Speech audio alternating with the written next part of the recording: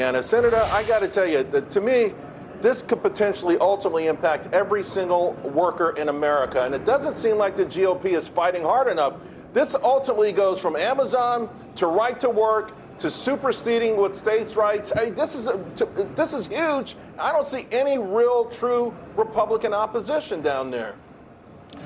Well, when it comes to the whole issue of unionizing right to work states, I'm from Indiana.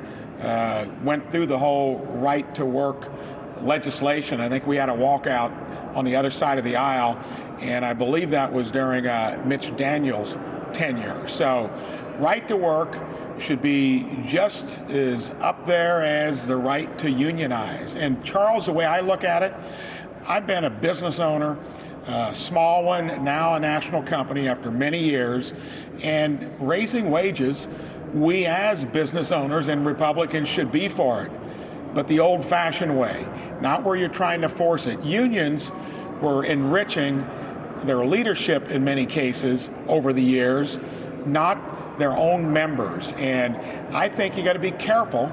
Every worker should have the right to join a union, and then every company should have as its main defense why you don't need it is because you pay your workers well enough, you have good benefits, and you know that it might hurt the profitability of the company down the road in a way that won't be good for owners or workers.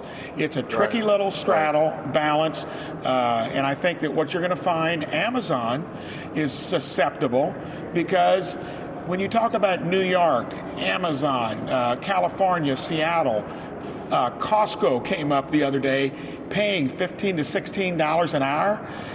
We pay more than that, and many in my own home county in a right-to-work state because we compete for labor the old-fashioned way. Some of these places, like Amazon, Costco, are going to be vulnerable because they're such wealthy companies that don't pay their employees enough through the system that should be in place, which is that competition for labor, and businesses, owners being good stewards for their employees.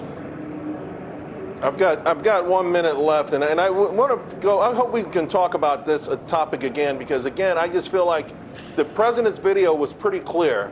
You've got members of Congress going down there, some socialist-leaning members of Congress, and I just the people, the workers, should make the final decision. But before I let you go, sir, there are some of your colleagues, Democratic colleagues, who are now calling for recurring stimulus checks in the next bill, perhaps even part of the infrastructure bill.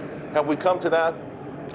First of all, Charles, every penny we're spending on this COVID relief bill, which only 9 to 10% of it is for COVID relief, we're borrowing. In Indiana, the main complaint I got 2 weeks ago when I was traveling the state, talking to restaurant owners and their employees who love the tip wage way of payment, minimum wage is a whole other issue we can talk about, is you do not need that. When it comes to the enhanced unemployment benefit, most of Indiana is back to full employment. We're having issues of getting people to come back into the workforce. What the Democrats are doing is a wish list of non-COVID related issues. I think it'll come back to haunt them. And I think President Biden on the prior subject needs to remain neutral, not being pushing other political agenda items like weighing in on unionizing at Amazon. Yeah, and by the way, the manufacturing report yesterday, that was one of the top items. Trying to get workers who, and absenteeism, you know, people getting paid too much not to go to work. Senator Braun, appreciate it always. Thank you so much. Thank you.